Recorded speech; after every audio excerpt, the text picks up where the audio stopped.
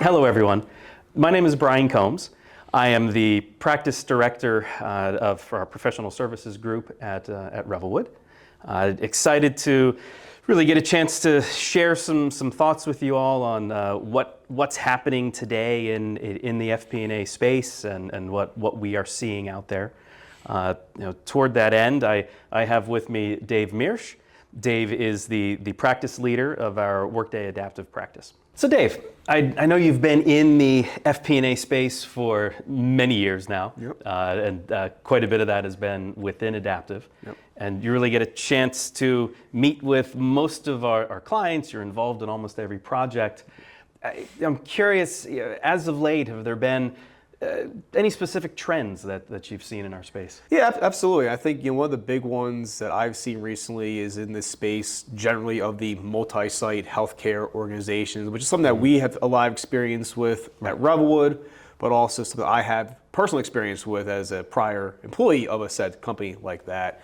And these organizations, they have dozens of offices across multiple locations and regions of the country or multi-countries, and a central management organization that really owns the forecasting process. What are a handful of maybe the challenges that you see, or some of the use cases that come out of that? Sure. Yeah, if you think about those organizations in general and similar ones to that, they are super acquisitive, meaning they're constantly going through consolidations, mergers, acquisitions. So scalability is always a major concern of theirs, and consistency in those scaling up and down as the organization changes. That's always a major part that they ask for us within Adaptive, is how can I really help my team be consistent as I acquire 10, 15, 50, 100 new locations without having to recreate the wheel every single time.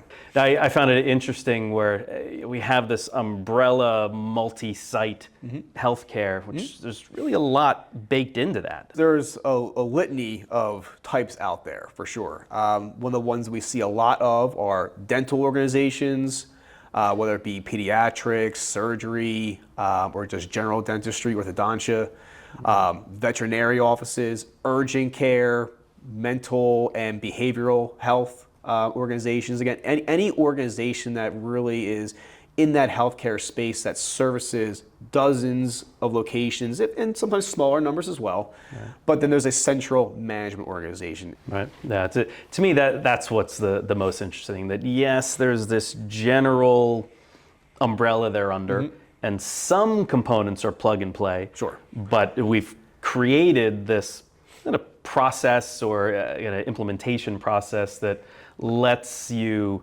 tailor. Absolutely. I think a lot of the models that we have built in this best of breed practice, I'll call it, for multi-site healthcare organizations, is plug and play with customization.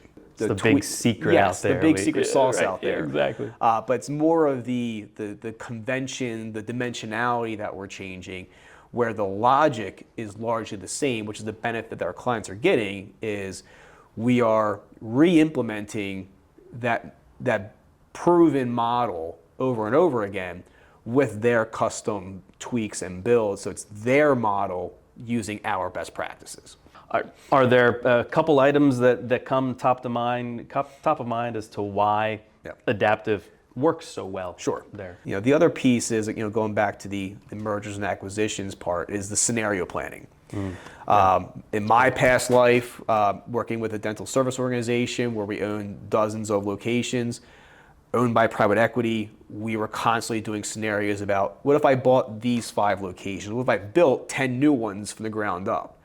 And having an easy system like Adaptive that allows me to really run that scenario very easily by cloning levels, creating additional dimensions on the fly, and doing those what-if scenarios within Adaptive now really helps paint a picture and allow the ownership that has those really stringent reporting needs kind of plug and play with those assumptions and then pick and choose what they actually want to have for their forecast based on what's the most likely scenario, what's the best case scenario, then obviously what's the worst case scenario.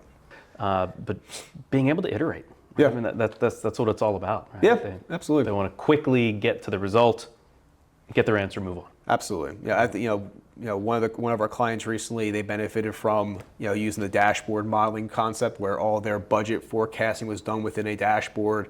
They were going through their final rounds of budget approvals with the board of directors, and at the last minute, the board of directors asked them to change their growth assumptions for thousands of locations. Going back to your comment about Excel, Right. doing that in Excel, we'd be still doing that, Exactly. 6 months later. It's painful. They were able to change those assumptions in the meeting while with the board of directors, save those changes, rerun a new scenario, and then do a side-by-side comparison in a report of here was what I came in the room with, here is the change I made, here's the difference, what do you want me to do? Which one do you like? And they were able to make a decision from there at that point and finalize their budget right within a few minutes. I really appreciate you giving us some more thoughts on why this works so well. And look, I'm excited to keep it going. Awesome. Great. Thank you. Thank you. I had a lot of fun doing that. I hope all of you learned something here and enjoyed it as well. If something here sparked an interest and you want to learn more about it, please don't hesitate to reach out.